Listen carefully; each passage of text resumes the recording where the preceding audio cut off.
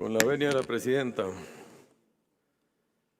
Leyendo la Secretaría de Economía, tiene la misión de impulsar políticas integrales de innovación, de diversificación y de inclusión económica, impulsando la productividad y la competitividad.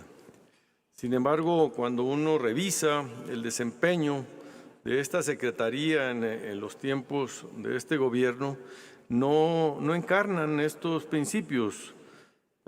Más bien hay una nostalgia por modelos estatistas, nostalgias por el trapiche, combatir el fantasma de la ciencia neoliberal que no existe más que en algunas cabezas, la devaluación de la técnica y de los otros datos y la primacía de las opiniones y resentimientos capaces de echar abajo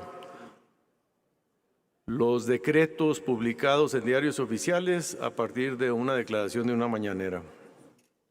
Por eso, como país, hemos retrocedido en competitividad, hemos retrocedido en el ranking mundial de competitividad.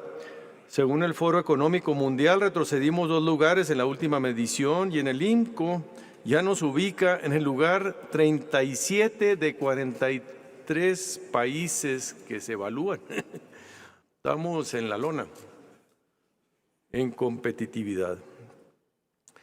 Hay sectores beneficiados, sin duda, como son los exportadores o los proveedores del ejército, del gobierno, los empresarios predilectos de este régimen, pero son más los perjudicados que han sido la gran mayoría, quienes a pesar de las becas, las transferencias y subsidios hoy tienen menor acceso a la salud, a la alimentación y menor nivel de vida. Consistentes con esta visión del autor del libro Hacia una economía moral en el 2019, el presidente decidió reducir a su mínima expresión a la Secretaría de Economía, desmantelándola presupuestalmente. Cuando un año antes de que él llegara al gobierno, la Secretaría tenía un presupuesto de 9.600 millones de pesos. Ahora tiene un 60% menos en términos nominales, quiere decir que en términos reales tiene mucho menos. También esa austeridad le hizo que, en una declaración que después se arrepintieron de cancelar el 75% del equipo de cómputo, pero aún así quedó damnificada la capacidad técnica, operativa de esta Secretaría. Se redujo el presupuesto, se impuso una veda tecnológica y también se truncaron programas que desaparecieron, como el INADEM, invocando el mantra de la corrupción, pero regándolo con aguas negras de la impunidad, porque no hay ninguna acusación, ningún detenido para justificar la desaparición de estos programas. Este desmantelamiento de lo anterior fue sustituido con ocurrencias como no recordar la Ley de Confianza Ciudadana. ¿Se acuerdan que en este Senado de la República discutimos y que hoy está en el basurero de la historia de la dependencia? Desaprovechando el gran momento que vive nuestro país. Estas ocurrencias también acabaron por dinamitar las propias promesas presidenciales de crecer al 6% al final de su gobierno y un 4% en promedio de los 5 años. La gran mayoría de los países del mundo, incluyendo los latinoamericanos, ya recuperaron los niveles de la economía pre-COVID y en México aún no alcanzamos el nivel pre-4T. ¿Qué quiere decir? Que hoy la economía, el PIB per cápita, es menor al que teníamos en México en el 2018. Si uno revisa todos los presupuestos de crecimientos anuales de la Secretaría de Hacienda, hoy estaríamos con un PIB 16% más grande y sin embargo somos un 0.7 menor.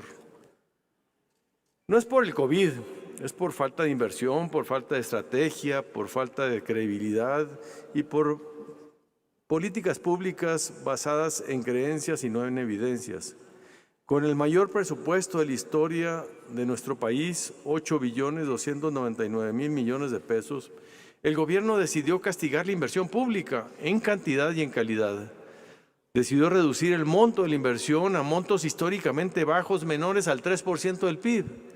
Para ser exactos, 2.88% del PIB, que es mucho menos de la mitad de lo que llegó a representar en 2009 cuando alcanzamos la cifra del 6% de inversión pública en relación al PIB. Por eso la inversión pública no ha llegado a ser motor de la economía nacional y la inversión privada ha caído por falta de confianza, certidumbre, a 4.416.000 millones de pesos, a un 16% del PIB, muy por debajo de este 25% de inversión pública privada que necesitamos para crecer a tasas del 4%. La crítica al desempeño no se inspira en las diferencias políticas, sino en tratar de demostrar que la ideología de un gobierno hostil a la inversión privada y al respeto al Estado de Derecho no consigue crecimiento económico sostenible, no promueve la inversión y no combate la pobreza. Y que los sacrificios de los empresarios para aumentar sensiblemente el salario mínimo han sido diluidos por el vertiginoso aumento del precio de los bienes de consumo. Las personas de menores ingresos en nuestro país no podrán contar con mejores condiciones de vida cuando el 60% de los trabajadores pertenecen a una economía informal que no cuenta con ninguna prestación ni seguridad laboral. Hoy son todos un 10% más pobres que hace un año. Si bien en estos 4 años no ha habido crecimiento real, el 2023, secretaria, se prevé aún más complicado. Entraremos en lo que se llama como estanflación, crecimiento económico ralentizado con aumento del costo de la vida. Y los pilares que nos han sostenido hasta ahora, las exportaciones, las remesas y la relocalización de empresas extranjeras, enfrentarán vientos adversos en los siguientes trimestres. Esta inversión extranjera que usted presume, el 50% son reinversiones de plantas y no hemos podido aprovechar la relocalización de las plantas que se están saliendo de China para traerlas a nuestro país. Solo 11.000 millones de dólares han venido por este concepto. Y preocupa la salida de 546.000 millones de dólares de tenencia de valores gubernamentales por residentes en el extranjero en los últimos 3 años. Y las remesas que tanto presumen en realidad son una señal ambivalente, ya que reflejan el incremento de compatriotas que tienen que emigrar al extranjero para buscar mejores condiciones.